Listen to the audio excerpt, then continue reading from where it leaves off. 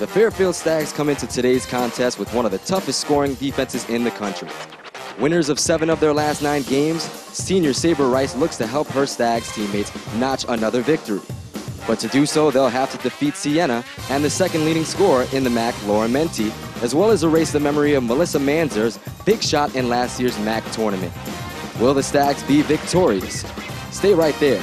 Fairfield, Sienna starts now. Welcome to Alumni Hall, located here on beautiful Fairfield University campus, located in Fairfield, Connecticut, as the Stags get set to defend their home court against the Peacocks of St. Peter's in an in-conference MAC basketball matchup. Hello everyone, and thank you for joining us this evening. I'm Bob Morales and this is Stags Pregame. As alluded to earlier, the Stags and the Peacocks did match up earlier this season, and it was a thrilling one in Jersey City, New Jersey. For those of you who weren't able to catch the action live, don't worry, we'll get you caught up on all the dramatics, as this is how that one unfolded. St. Peter's by 2 with 39 seconds remaining. With the ball in his hands and a chance to tie or take the lead, John Hahn gets the step on Jenkins, blows past him, and he's able to stroll in to tie up the game at 68. Hahn with 8 points in the final 2 minutes of the game. St. Peter's holds for the last shot. Leon takes it, and it's missed. Warren Edney dives on the loose ball into the pile as the buzzer sounds. So after 4 ties and 6 lead changes, put 5 on the clock because we're going to overtime. Right off the tip, the Stags able to get the ball down low to Marty O'Sullivan, who draws a foul on Soul, his last, as he fouls out just like Johnson did. Soul with 14 points, 18 boards, 11 of which were offensive, and 3 blocks on the night. But without Soul, the Stags take advantage in OT. Freshman Warren Edney with 3 of his 11 on the night with that one. Stags lead 71-68. The lead is 3 with just over a minute remaining OT when Hahn hits the 3. And the Stags are up by 6. With 43 seconds remaining, once again, ice in his vein. Hahn takes it to the hoop, strong, counted, and the foul. With this one, he's able to put the game out of reach, and the Stags steal one away from St. Peter's. Final score, Stags 89, Peacock 79. Coach Cooley happy to see his Stags walk out of the building with a win. For John Hahn, an incredible night, 24 points on 10 of 13 shooting and 9 assists to lead all scorers, and most importantly, he leads the Stags to victory. All right, so that victory against St. Peter's, one of 5 victories for the Stags this season, and interestingly enough, all 5 wins have been come from behind victories. We see a couple of double-digit deficits on that one right there against American. They trailed by 11, by 14 against Sacred Heart, and 11 against Loyola, but able to come up with W in each of those games. So they certainly have shown the ability to battle from behind.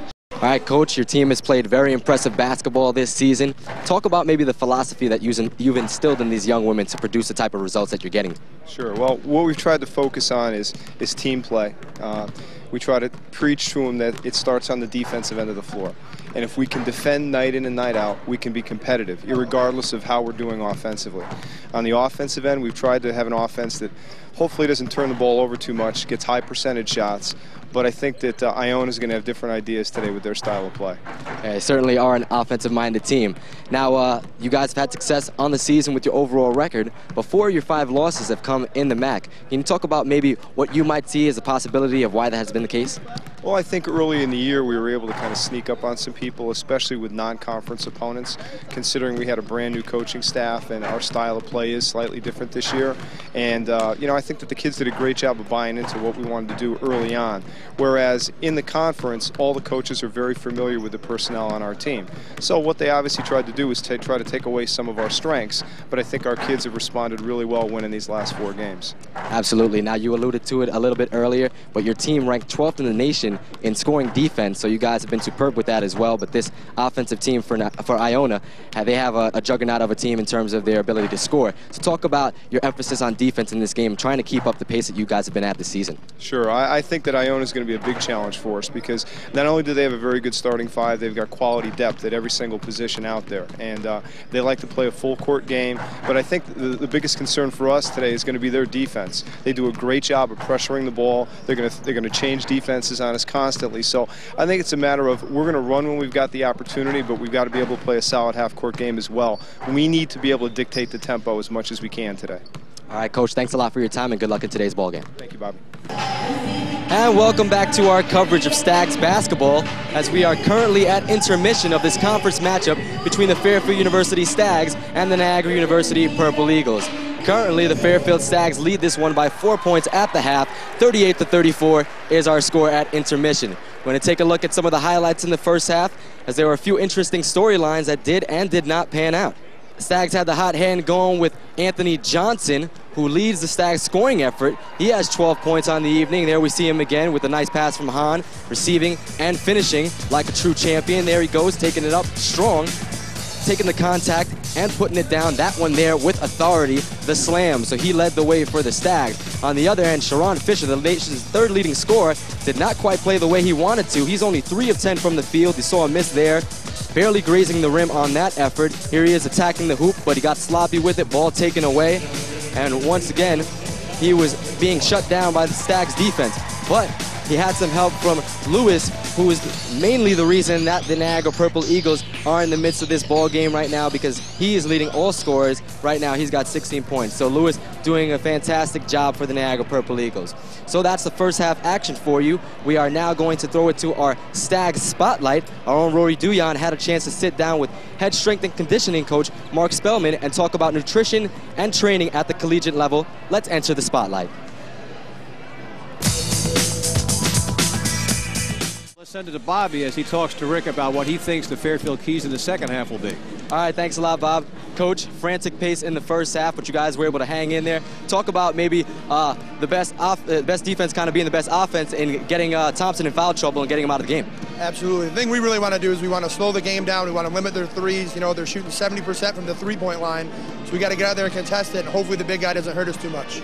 How big was it that some of your bench players stepped up, guys like Marty O'Sullivan, even Jeff Middleton, came in and put up some big minutes for you guys? You know, that's always big. Anytime you can get somebody off the bench to step up for you, you have a good chance of winning. So that was big, of course. Lastly, what can we look for in terms of adjustments in the second half, Coach? We're going to defend the three better. We got to close out. We got to get a high hand up. We got to make their shooters into drivers. Thanks for your time and best of luck in the second half, Thank Coach. you.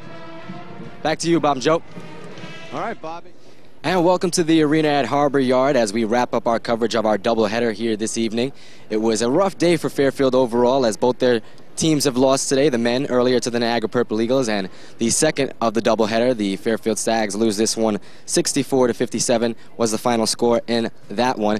It was a bit of a tough battle. The Stags came out a bit ice cold. They shot under 20% in the first half, and although they mounted a number of mini comebacks sparked by Bindle Lowenthal, they just couldn't get over the hump. They had cut it to as little as 4 points, but a couple of daggers there by the Iona Gales in the closing moment, and that sealed the victory for them. So the upcoming schedule looks like this for the Stags.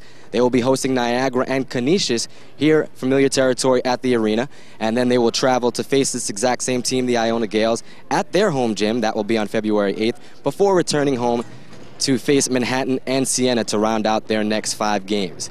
So that pretty much does it for our coverage here at the arena.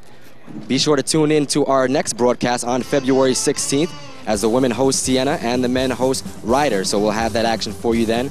For Bob User, Joe DeSantis, John Cummings, Maria Conley, and the entire production team here at the arena, I'm Bob Morales signing off. We'll see you next time.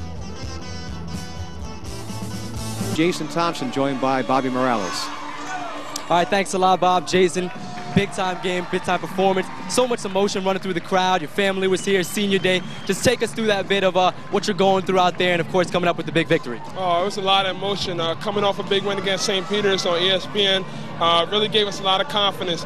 And it really meant a lot to the fans and the seniors. You know, it's our first time that we didn't have our starting 5 starting. We had 4 seniors and my brother playing. And there's a lot of emotion, sold-out crowd. And you know, when we have a sold-out crowd at the Bronx, it was hard for us to lose, and we came out with a big W. Well, you definitely proved that today. Now you guys enter in this, the MAC tournament. Talk about how excited that you are at the opportunity to possibly play in the NCAA tournament if you guys handle your business. Yeah, it's real exciting.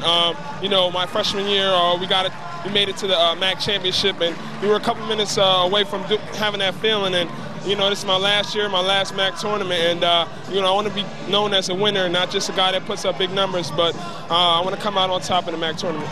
Absolutely. Now, lastly, Jason, You guys were defeated by Fairfield at their home court, but you guys returned the favor kind of emphatically with the win here. Talk about the possibility of maybe what a matchup in the MAC tournament might imply in terms of these two teams and the emotions running high.